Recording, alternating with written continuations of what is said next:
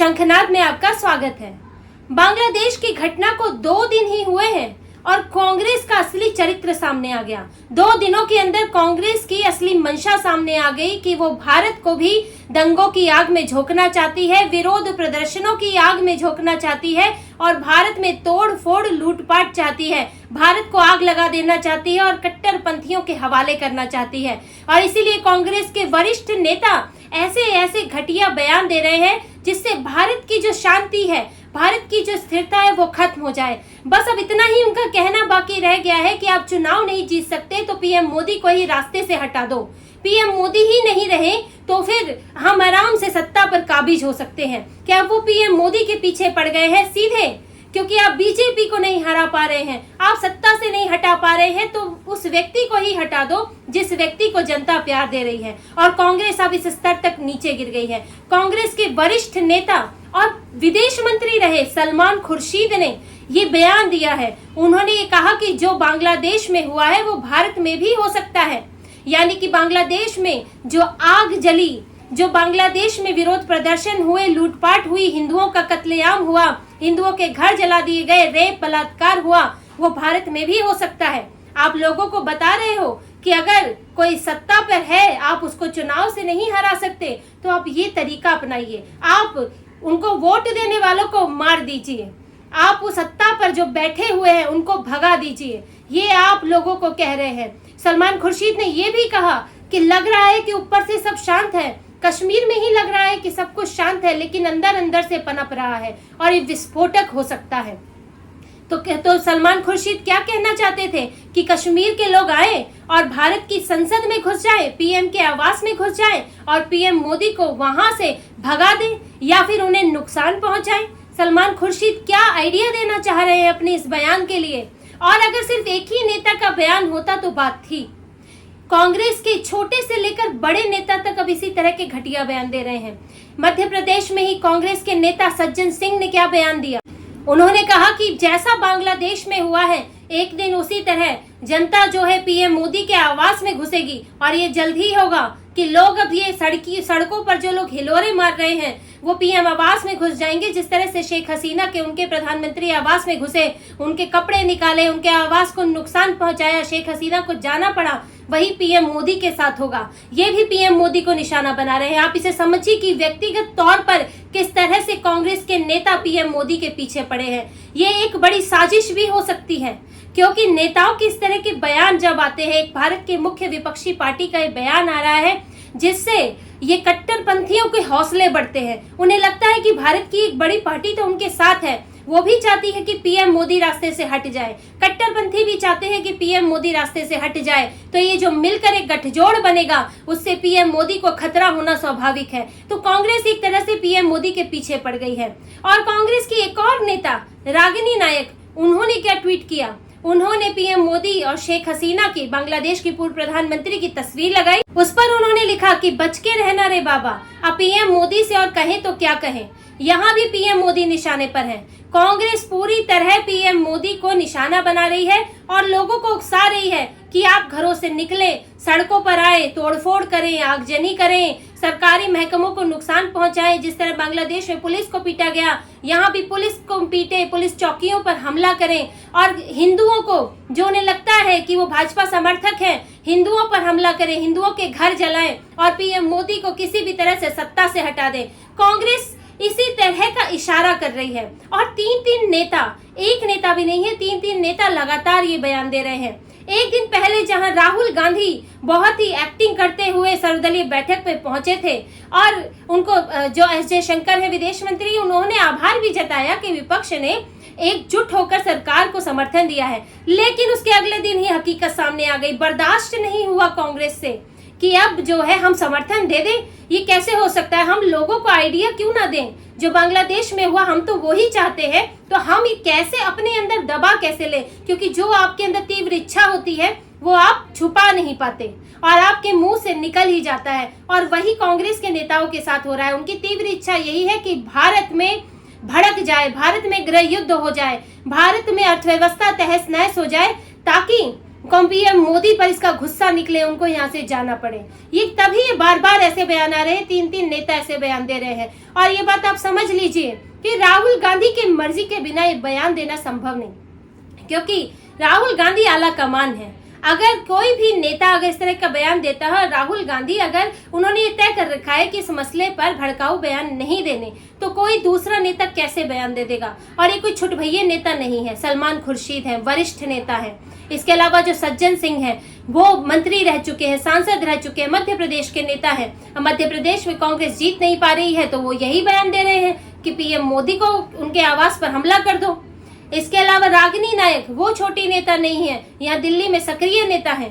इसलिए राहुल गांधी ने जो राह दिखाई है, उनके नेता उसी राह पर चल रहे हैं। राहुल गांधी विदेश जाते हैं तो क्या कहते हैं, डिफेंडर्स ऑफ डेमोक्रेसी आइए और भारत में डेमोक्रेसी लाइए। भारत में डेमोक्रेसी खत्म हो गई है। कौन है ये डिफेंडर्स ऑफ डेमोक्रेसी? वेस्ट के, अमेरिका, ब्रिटेन आए, अमेरिका में जाके उन्होंने ये बयान दिया। अमेरिका आए, भारत में उत्पात मचाए, भारत में दंगे भड़काए और किसी तरह यहाँ की सरकार को हटाए। मैं तो अपने जीवन में चुनाव नहीं जीत पा रहा हूँ, तो आप ही मुझे सत्ता दिलवा दीजिए और इसके बदले हमको क्या देंगे, क्योंकि अमेरिका ऐसे ही तो मदद करेगा नहीं, कोई किसी की मदद क्यों करेगा। इसके बदले हम भारत के सारे संसाधन, भारत की संपत्ति आपको दे देंगे। भारत में आपको खुली छूट दे देंगे कि आप जो चाहे कर सकते हैं। आप जो चाहे यहाँ पर अपनी, आपकी कंपनियां जिस चाहे नियम के साथ यहाँ काम कर सकती है। आप यहाँ पर लोगों से हमारे संसाधनों पर किसी भी तरह का हक जमा सकते हैं। तो इसमें कहीं ना कहीं राहुल गांधी की सहमति है और इसीलिए अभी तक सलमान खुर्शीद के बयान पर कांग्रेस ने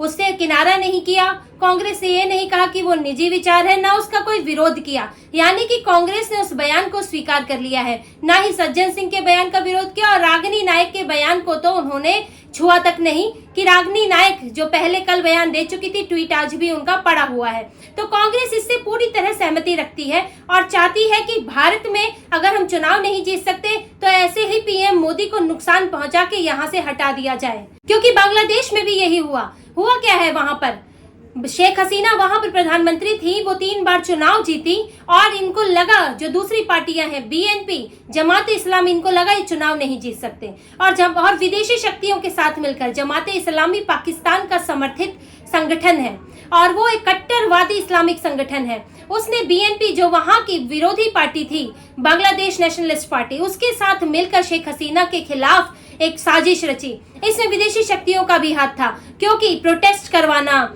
विरोध प्रदर्शन होना और उसके लिए पैसा लगता है, ऐसे नहीं हो जाते हैं। तो वो सब कहाँ से आता है? ये सब विदेशों से फंडेड चीजें हैं और इस तरह से पूरी एक साजिश रचते हुए बांग्लादेश से शेख हसीना को हटा दिया गया। और यही कोशिश यहाँ पर भी है। कांग्रेस पूरी तरह से मुस्लिम वोट बैंक के चंगुल में है। कांग्रेस चाहती है कि किसी तरह मुसलमान हमें वोट देते रहें और इसी तरह से कट्टरपंथियों को खुश करती रहती है। हालांकि कांग्रेस ये बात भूल गई है कि भारत में अभी भी बहुसंख्यक आबादी जो है हिंदू है, जो हिंदू लॉ अबाइडिंग है, जो हिंदू कानून के तहत चलता है, जो हिंदू चुनावी प्रक्रिया के तहत चलता है, जो हिंदू हंगामा नहीं चाहता, जो स्थिरता चाहता है। उस हिंदू संस्कृति का ये देश है और यहाँ पर कांग्रेस के मंसूबे कामयाब नहीं होंगे। हिंदू शांति से रहना चाहता है, विरोध भी उसका शांति से होता है, लेकिन कांग्रेस इस बात को नहीं समझ रही है। हालांकि कांग्रेस में अब एक धड़ा है जो इस तरह का, जो कांग्रेस में कट्टरपंथी तत्व सवार हो गए हैं, जो लिबरल और इस्लामिस्ट, जो एक जिन्होंने राहुल गांधी के दिमाग पर और कांग्रेस के आला कमान में जो भी लोग शामिल हैं उन पर कब्जा कर लिया है। कांग्रेस का एक धड़ा उससे खुश भी नहीं है।